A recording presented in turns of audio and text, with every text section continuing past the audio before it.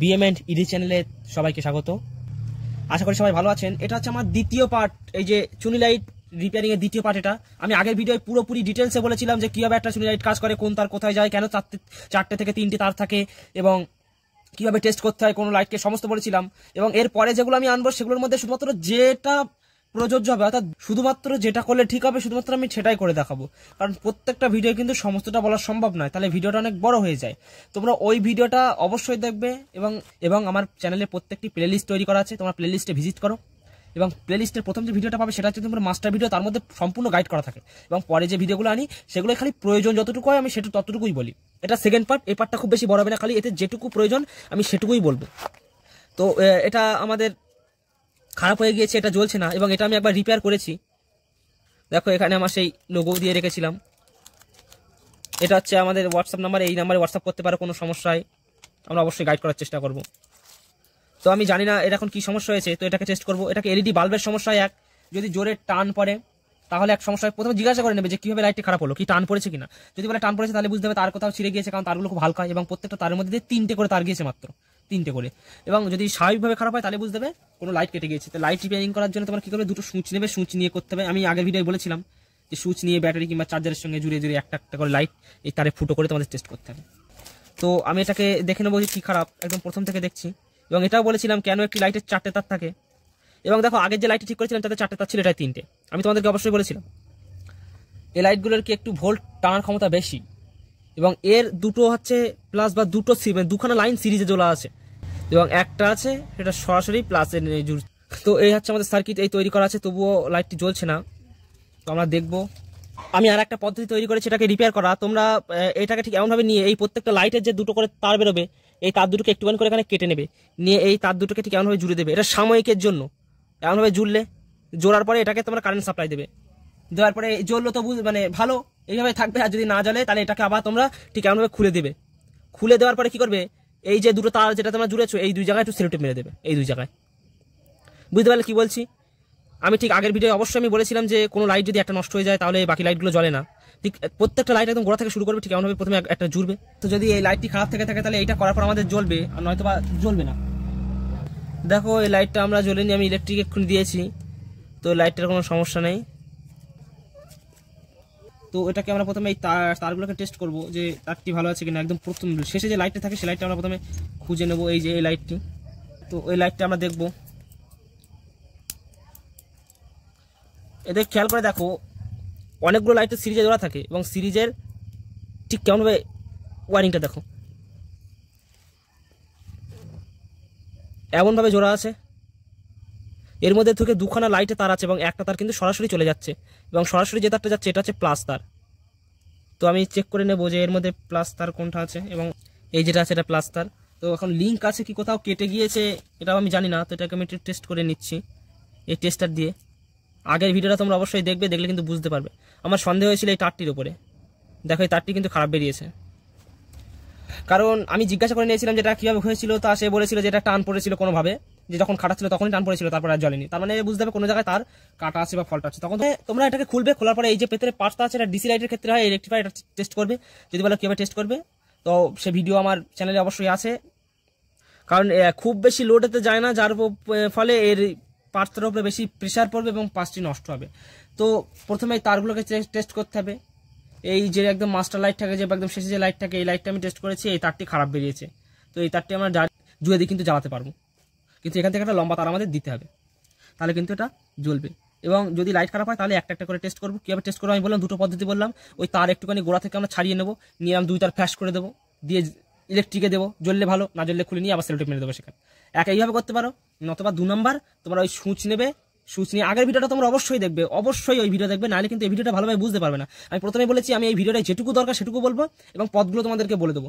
দুটো সুইচ নিয়ে আর ওই ব্যাটারি নিয়ে বা চার্জার নিয়ে যাবে টেস্ট করতে পারছে, এই এলইডি লাইটগুলোকে সেভাবে টেস্ট করবে, যেটা খারাপ সেটাকে বাদ দিয়ে দিবে। তো আমরা পেয়ে গেছি আমাদের অসুবিধাটা।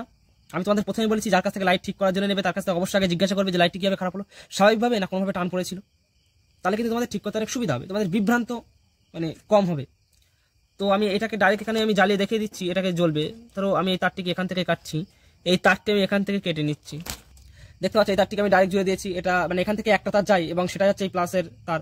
তো এটা ডাইরেক্ট জুড়ে আমি এটাকে ইলেকট্রিক দেবো এবং সাবধান, এই তার কোথাও লুজ থাকতে পারে এবং শক্ত না খেতে পারো। দেখো তাও কিন্তু লাইটগুলো জ্বলেনি, অন্য কোনো ডিস্টার্ব হতে পারে।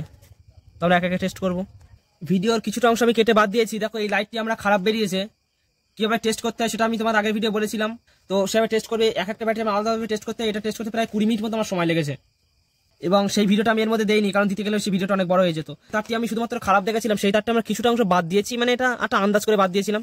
এবং কিছুটা অন্য খারাপ আমি ওই লাইট থেকে এখানে কেটে কিন্তু জুড়েছি। অর্থাৎ এই যে তারটি খারাপ ছিল এটা আমি অন্য একটা লাইট থেকে আমি খুলে নিয়ে জুড়ে তাই এখান থেকে জুড়ে দিয়েছি। কারণ এর জন্য তো নিশ্চয়ই আবার নতুন তার কিনতে হবে না, কারণ এটা যে বড় নতুন তার কিনতে গেলে সে যদি 4 টাকা করেও যদি গজ নেয় তোমাদের পাশের দোকান থেকে, তাহলে এই লাইটের চেয়ে দাম বেশি পড়ে যাবে। ওই জন্য খারাপ লাইট থাকলে খুঁজবে, সেই খারাপ লাইটটা তারই জুড়ে দেবে কোনো জায়গায় যদি প্রয়োজন মনে হয়। কারণ এখানে তারটি পাল্টিও হচ্ছিল না, ওই জন্য আমি প্রত্যেকটা লাইট চেক করেছি। আমি এক লাইট কিংবা 2 লাইট চেক করে আমি তোমাদেরকে দেখিয়ে দিচ্ছি কীভাবে তোমরা লাইটটিকে চেক করবে। এই জন্য তোমাদের একটা ভালো চার্জার প্রয়োজন হবে। দেখো একটা চার্জার আমরা নিয়েছি, এবং এই যে এই চার্জারটাকে প্রথমে ইলেকট্রিকে দেবে, তারপরে এই তার দুটোকে তোমাদের এই সুইচের সঙ্গে জুড়তে হবে। আমি এখানে কোথায় রেখেছিলাম সুইচটা, তা ঠিক খুঁজে পাচ্ছি না। আচ্ছা বাবা, তোমাদের আমি এমনি দেখিয়ে দিচ্ছি।